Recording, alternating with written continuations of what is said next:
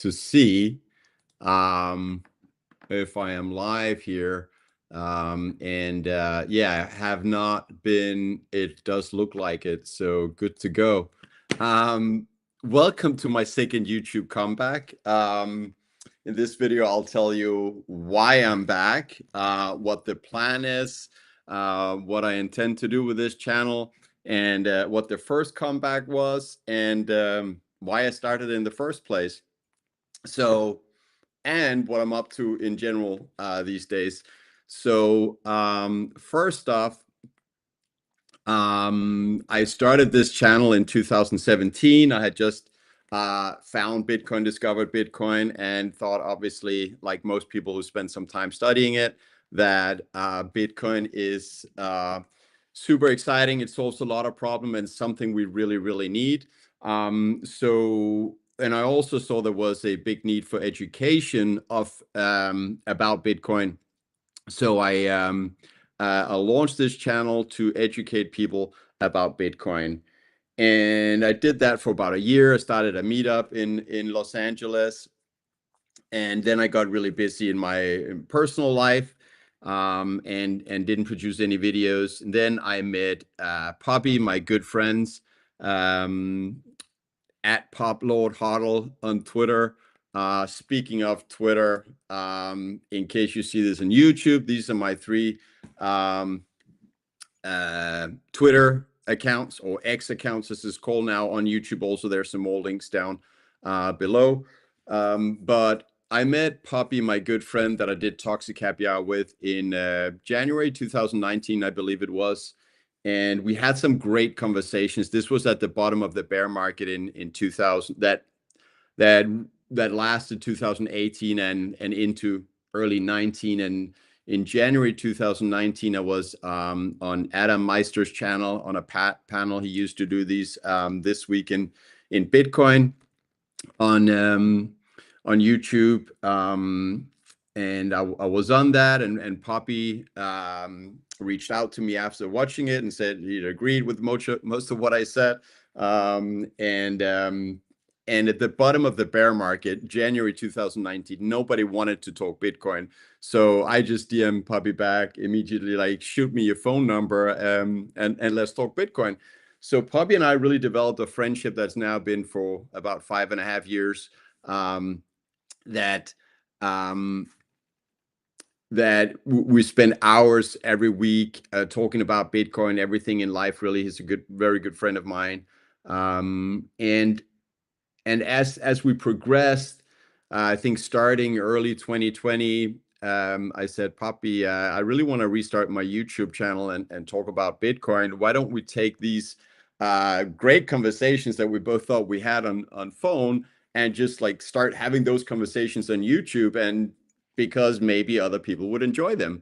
And that's how we launched Toxic Happy Hour in, I think it was August 2020, right around that time, or before that. Michael Saylor announced that that he had started turning entire MicroStrategy assets on their balance sheet into Bitcoin.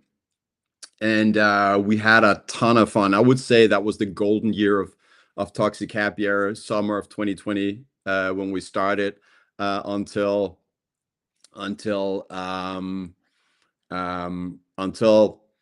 really summer of 21. That was one year where we did a lot of streams. We had a lot of guests on. We had a ton of fun. Chat was lit. Speaking of chat, let me just see if I can see the chat on YouTube. There may just not be any. I don't know. Not really sure how to find it. I'm using Restream to do this as I used to, which is a great platform.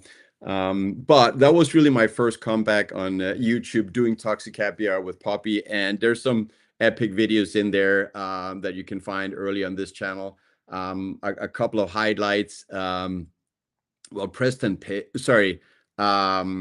Jeff Booth was the first really big name that took a chance on us, or took a chance, that supported us, even though At the time, we had a few hundred subscribers or something. We had an awesome chat or video with Jeff Booth.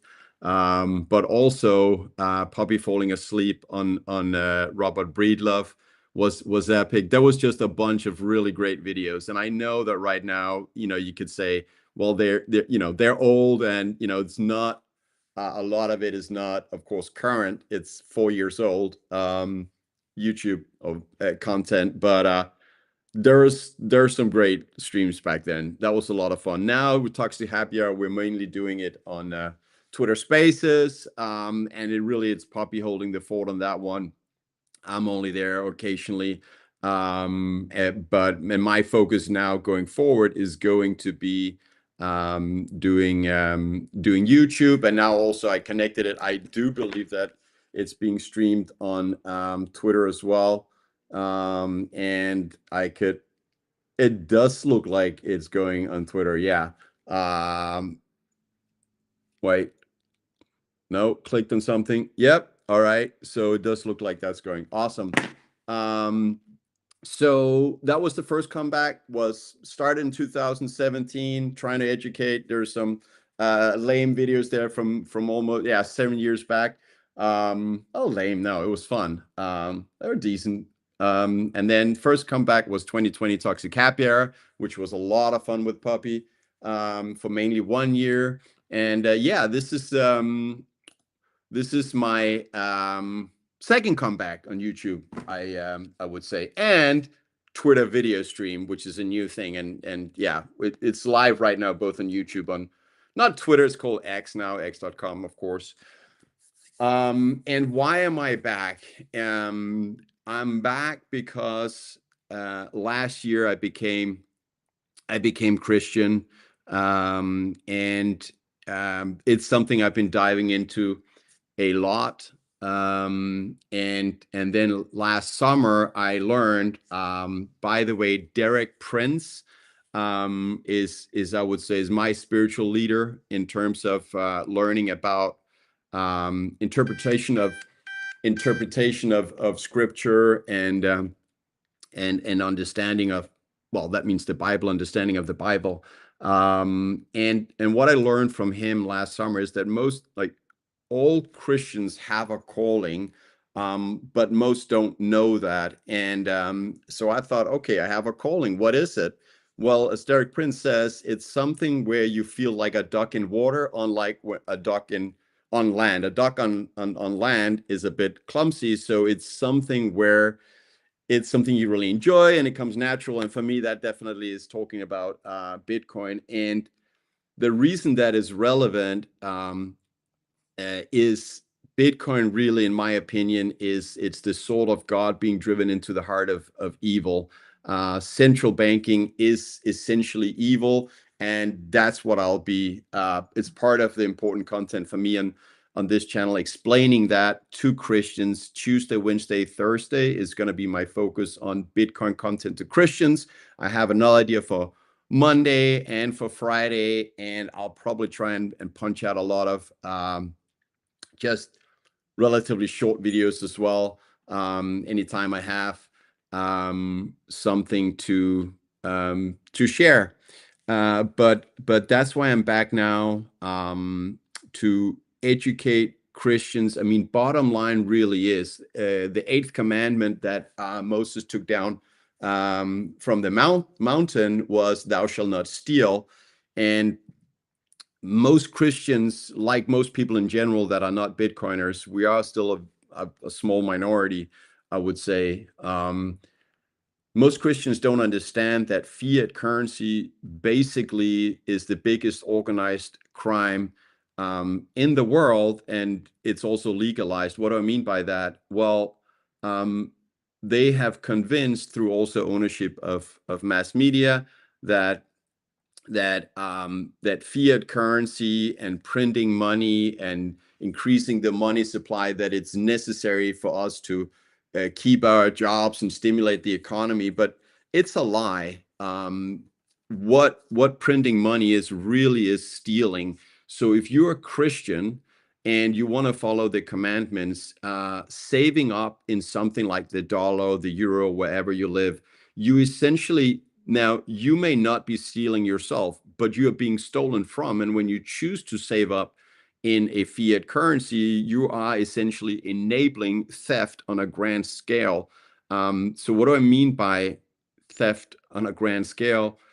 Well, the Fed, to focus on US here, was created by on Jekyll Island. There's a phenomenal book, The Creature on Jekyll Island, um, by a group of private banking families, and they have, and the Fed can't be audited either, but they essentially have the legal rights to print money and counterfeit. What it does when you print more money, when you create more dollars, is you are making all the other dollars worth less. So, and right now we have almost twice the amount of dollars in circulation than just before COVID. So we're talking about, in just more than 4 years, the amount of dollars has almost doubled in price.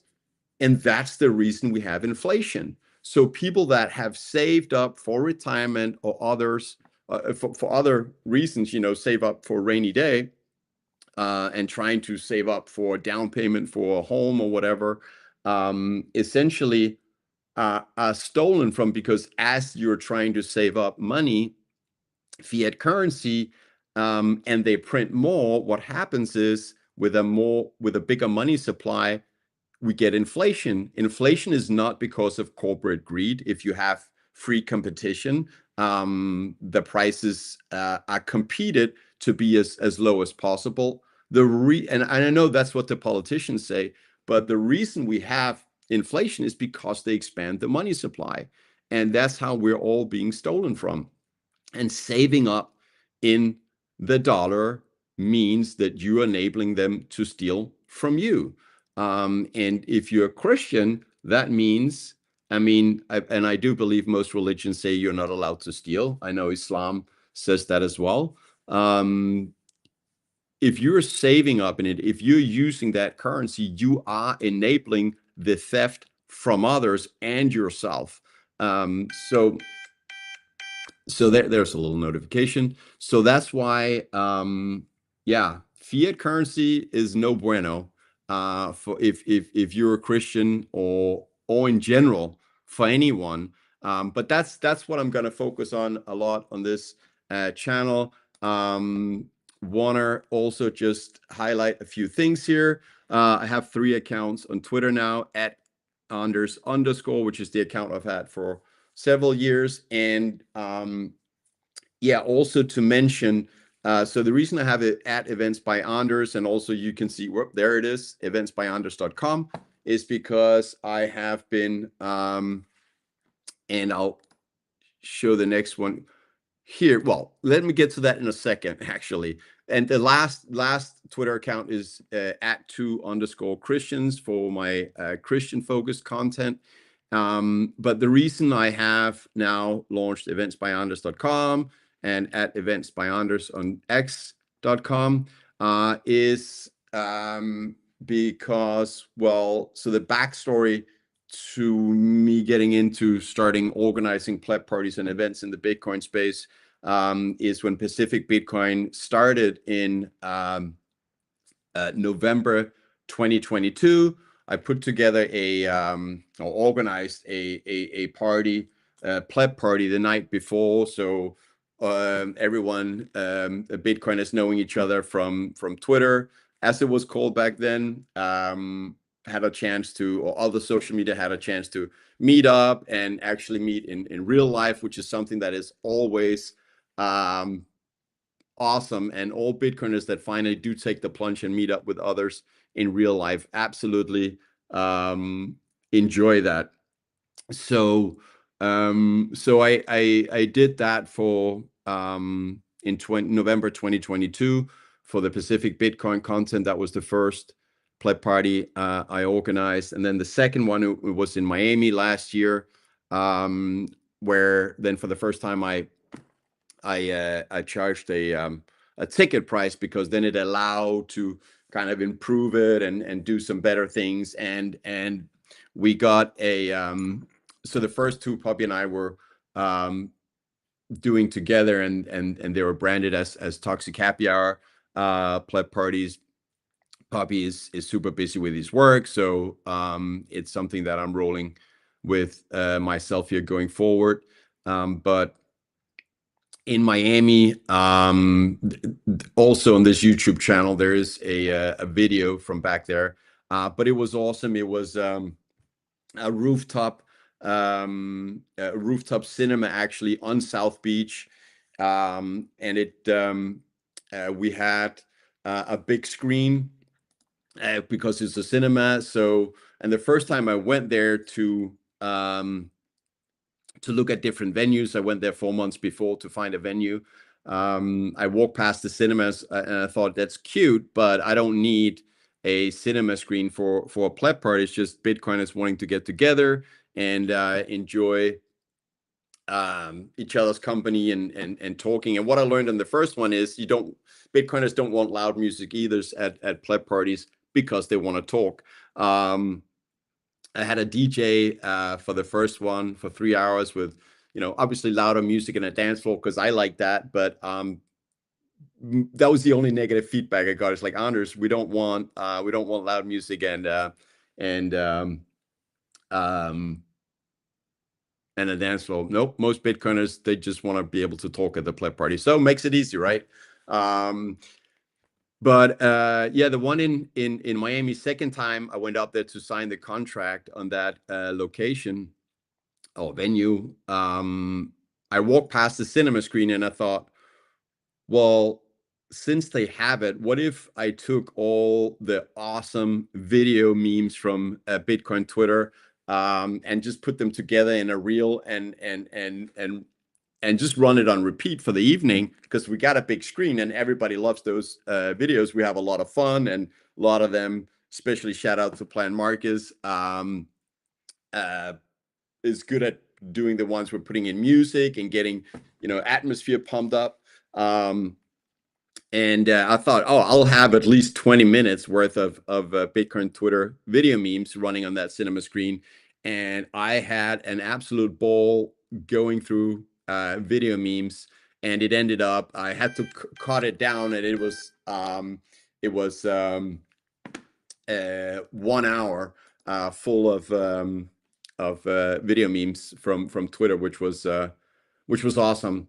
And due to the fact that Puppy and I had done Toxic Happy Hour for quite some time, then we had all these big names on the YouTube channel, and also they visited X Spaces, like Jeff Booth and Larry Lepard and James Lavish and Nelly Brunel and BTC Sessions, the whole Simply Bitcoin crew. And because we had contact with them and knew them, and we invited them to come, it's been super well visited by these names that can be very hard to get hold of and have a personal chat with at the conferences, because the conferences are big and they're busy and they got a schedule. But when these guys come out to a pleb party where it's about having a drink, saying cheers, and having conversations, it's a lot easier for people to chat with some of these great Bitcoin content creating minds. So that's a really cool feature, I think, of the pleb parties. And definitely, I would say cherry on top. And I'll probably make a separate video on that. But cherry on the top was that last year in Miami, Michael Saylor showed up, and that was freaking awesome. I remember a girl telling me that she was standing in the line for the bar, and she turned around and Michael Saylor's there, and those are just good experiences. He came very early because he's got a ton of commitments, of course, of fancy dinners, VIP dinners, etc. But he came early. He showed up like the Giga Cyber Hornet that he is, the Giga Pleb, and that was cool. Miami sold out 8 days before. that means that people that waited planning which events to go to the time that they arrived in Miami were unable to get a ticket for that pleb party. Now that sucked for us, because and the reason was fire regulations of this rooftop. So we kind of had to well, we're just limited in how many people we could sell tickets to, and that sucked. So this year, for the biggest Bitcoin conference in North America, which is the one that Bitcoin Magazine organizes, that's going to be Nashville. General admission is July of 26 and 27. This pleb party I'm doing is July 25, so it's the day before. It is from noon till midnight, so it's 12 hours, no more receptions, 12 hours, and it's open bar. So that means alcohol, soft drinks, whatever, and food. So it's 12 hours with open bar. Don't worry about lunch that day. Don't worry about dinner. Don't worry about the drinks that you usually have. That's all going to be at Pleb Party Nashville. So you can get your tickets there, plebpartynashville.com. That redirects you to Eventbrite, where I sell the ticket. There's also on YouTube a link down below. Also very fancy, and first time ever I've created a QR code. It took me years to figure out what QR codes really was. Hey, I'm not 18 anymore, right? QR code for pleb parties as well. And also, if you're on YouTube, if you like the content, like, subscribe, hit the bell button, and share with a friend. Then this video will pop up in more people's feed, so we can talk about Bitcoin and preach the good word of Bitcoin. Now, on Restream, I'll show you, unlike last time when we did Toxic Happier, there's now a ticker that's going across the screen. I'm gonna have some fun with that. But let me sum it up. plebpartynashville.com, 12-hour open bar and food. It's July.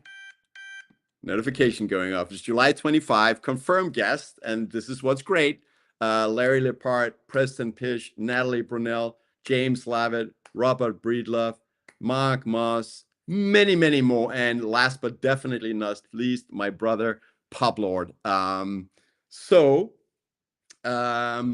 have bigger capacity this time, but don't let it sell out before you get your ticket for Nashville. When I went live with this, I thought I got about 5 minutes or 10 minutes that I want to say, oh, I'm only on 23. Great. It's still under half an hour. Awesome. So it won't be that long. But yeah, would be awesome if you come out to the Nashville plebparty.com. That's fun. This is my second comeback on YouTube. Started in 2017, got busy in my private life. Then I started Toxic Happy on the same channel here with Poppy in 2020. We had a ball for about a year, and then maybe another half year, but that was the golden year of Toxic Happy, in my opinion, was that first year on YouTube. And now this is the third time, and the reason I'm back is I became Christian last year. Every Christian, most don't know it, but most Christians, all Christians do have a calling, which means there is a plan for you. God has a plan. There's something you're supposed to do to glorify our Lord and Savior, Jesus Christ. And to me, that definitely means, after a long time thinking about it, that means spreading the word of Bitcoin to Christians so they can understand, which in my opinion it is. Bitcoin is messianic. It is the sword of God that we are now able to drive into the heart of evil. And the heart of evil, the power base of evil, is central banking. And central banking is what is the most destructive force in society. Now, most people don't know that. They don't understand that, because media is controlled by the same people that really run everything in society. Democracy, by the way, it's a joke. It's a scam. It's just so that we think we have an influence in what's going on. We don't. It's run by the families that have the money printer in US and in Europe and in China, and they're all competing. But bottom line is, we don't need central banking. Central banking is terrible. It's destructive. It kills millions and millions of people every year, without a doubt. I'll make more videos and go into the arguments of why that is the case. It really is the whole story, this scam about why we need central banking to stimulate the economy, so we can keep our jobs. It's such a lie. Okay, so U.S. had its biggest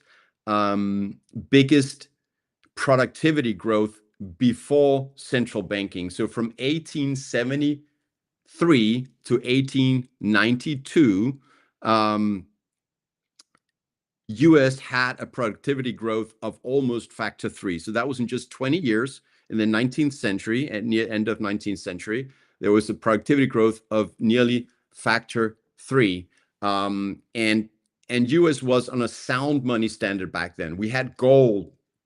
And then what happened when fiat currency was introduced, dollars, initially it was a claim on gold. So a $20 note, you could exchange it in any bank and get a 1 ounce of gold for your $20. Then in 1933, U.S. government was broke, and that's the first time the U.S. government defaulted, the first time the dollar defaulted. What is the definition of a default? Well, a default is when you run away from your debt obligations, and the debt obligation of the United States government was all the gold that people had claim on with their dollar bills. So essentially, U.S. government went broke in 1933 because they ran away from that debt obligation. That was a retail rock pull, a retail bankruptcy, you could say.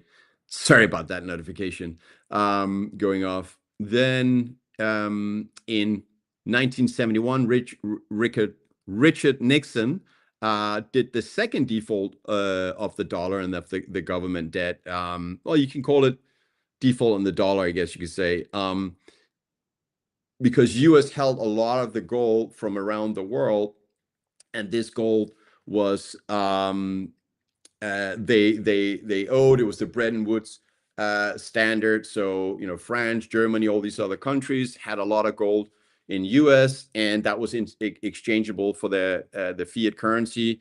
And then Richard Nixon temporarily closed the gold window and said, well, just like in 33, when they told American citizens, we're just going to keep the gold, and the paper notes that says, you're owed an ounce of gold, we'll just pretend these paper notes now are worth that's money. So we'll just use the paper notes, but you can't claim anything on it, which is ridiculous. That was a default. So in 71, U.S. then told the rest of the world that this debt that we have to you, we're holding your gold, we're temporarily going to close it, and there's nothing as permanent as a temporary government initiative. So that was the second time the U.S. government defaulted on its debt, or definitely part of it. And I think that's worth noting when people say, "Oh, it's the dollar, it's the global reserve currency. It's never like U.S. is so powerful, the military. It's never gonna default." Well, first and foremost, the U.S. dollar has lost about 98% of its purchasing power since the Fed was introduced in 1913. So it's a proven terrible place to try and save anything, and they're printing it at an accelerated pace. So you definitely don't want to.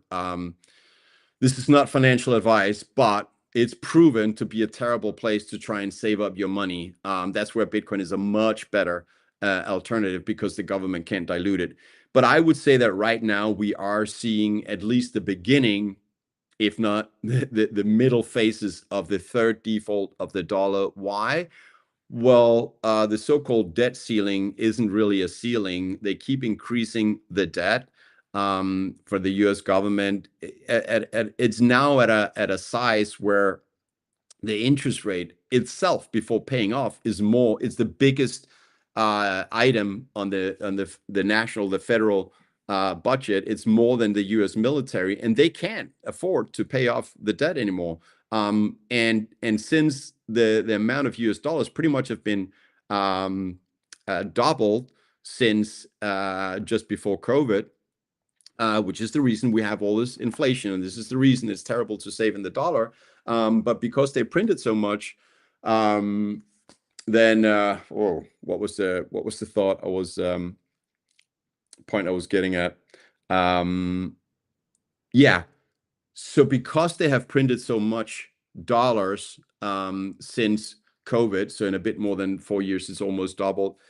Essentially, the debt owed by the United States government or anyone else holding US dollar debt has been partly defaulted on, because if you just double the money supply and prices go up pretty much 2x on a lot of things, if you compare them to what the price was before COVID, some has more than double, some has maybe only gone up 50%, some has gone up 80%. But when I'm in the supermarket, I can definitely see that there's been a lot of inflation. Forget about the official inflation numbers. They're a joke. They're also a scam and a lie. Look at what you can buy now and what you could buy 10 years ago, and you are being robbed. Real inflation is much higher. And if you're getting 2 or 3% extra salary a year, you are being pushed down in society, and that's what's happening to 99% of us. That we're getting poorer, but most people don't understand that, and that's why we save up in Bitcoin, because it cannot be diluted by government. Is 21 million Bitcoin ever that's going to be outstanding. Already we have 19.7 or 19.8 million. There's very little Bitcoin left to be mined, and the world is waking up with all this inflation to needing to buy Bitcoin and hold Bitcoin. We're not there yet. We're still a small minority. We're gonna get there, but that's why the price of Bitcoin, in my opinion, likely is yeah, gonna hit. I think not financial advice, but at least 250,000 by the end of next year. But my point is, the U.S. government, because they're printing so much money, because they're taking on so much debt, essentially is doing the third default of the dollar. So yeah, and dollar has been a global reserve currency for about 100 years now, and it's worth noting that there's been a bunch of global reserve currencies before the dollar. I believe Portugal, well, I think, well, definitely Holland once were the global reserve currency. Then the pound was, and pound from UK was replaced by the dollar. And the thing they have in common is they all lasted about 100 years as the global reserve currency. And this is where the US dollar is now, about 100 years. And it's already defaulted twice. First in 33, running away from the gold debt to its citizens. Then in 71, running away from the gold debt to internet, like other countries. And now with the hyper printing of the dollar is in a death spiral already, in my opinion. That they can't finance the debt obligations, the government, which is why that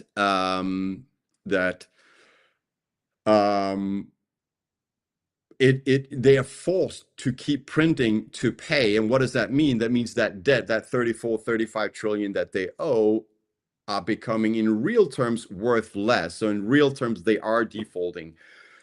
All right, it's been fun to be back after years here. It's been 2.5 years, I think, since I last did YouTube.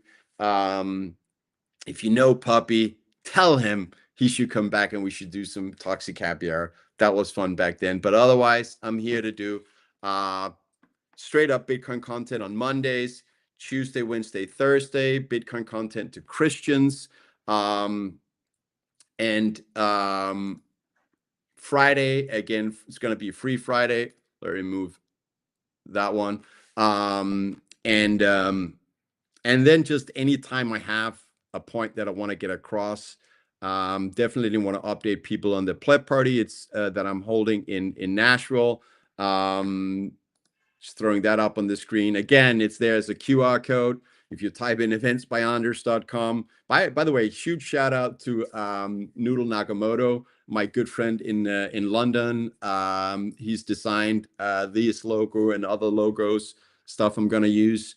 But yeah, you can get your ticket on plebpartynashville.com. It's July 25. It's a 12-hour open bar and food. Larry Depart's going to be there, Preston Pish, Natalie Brunell, James Lavish, Robert Breedlove, Mark Moss, and Puppy, and probably about 1,000 other Bitcoiners. The location is a super cool proof of work atmosphere venue that is called Marathon Music Works, which is an automobile factory from 1910. It's brick walls. It's a place that is today in Nashville being used for events like this pleb party or concerts. I went there in late February to scout for a venue and found this. Absolutely love it. You're gonna love it as well. And once you're there and you got an open bar and you meet your friends, it's gonna be a good time. So hope to see you there. I will probably be back with another video, well, either tonight or tomorrow. Definitely planning to go Monday, Tuesday, not necessarily a set time, but Monday to Tuesday, where there always will be Bitcoin content. Everything on this channel will be Bitcoin related for sure. Yeah, so thank you for watching. Hope to see you at the pleb party. Oh, and on terms of Twitter, see, I haven't done this for two years, 2.5 years, or whatever it is. The last YouTube we had was, I think, around January 22, Puppy and I, with Adam Meister. So it's been 2.5 years. So the different shells, all that, totally out of habit with that. But yeah, 3 accounts on X now, at @Anders_, at Events by Anders, at 2_Christians, focused on my Christian content. Next time I will try not to have the NIST notification going off. It's a health notification, so I can't really completely ignore it. Thank you for watching. Gonna have some fun with this. Gonna talk Bitcoin every day. And yeah, enjoy your Sunday and have a great week. And I plan to be here tomorrow, Monday, so hope to see you tomorrow. Yeah, have a good one. And don't forget not to store more value in dirty fiat currency than you can afford to lose. It is a built-in current policy with fiat currency, with central banking, to steal the value of your savings when you hold and when you save up in the dollar, the euro, whatever. And that's why we Bitcoin. That's why it's one of the many reasons why we like to save up in Bitcoin, because the government can't dilute it. Almost all of them, I think it's about 93, 94% of all Bitcoin ever to exist already exist. There's very little left.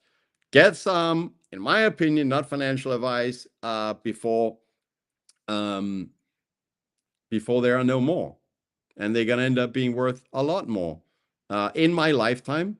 Hopefully, in my lifetime, I plan to live a few more decades. I expect to see Bitcoin at $25 million short term, end of 2025. So in about 1.5 years, I do think we'll reach a Bitcoin price of $250,000 minimum Q4 next year. And yeah, anyways.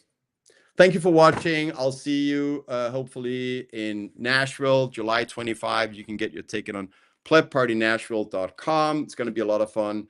And yeah, thanks for watching.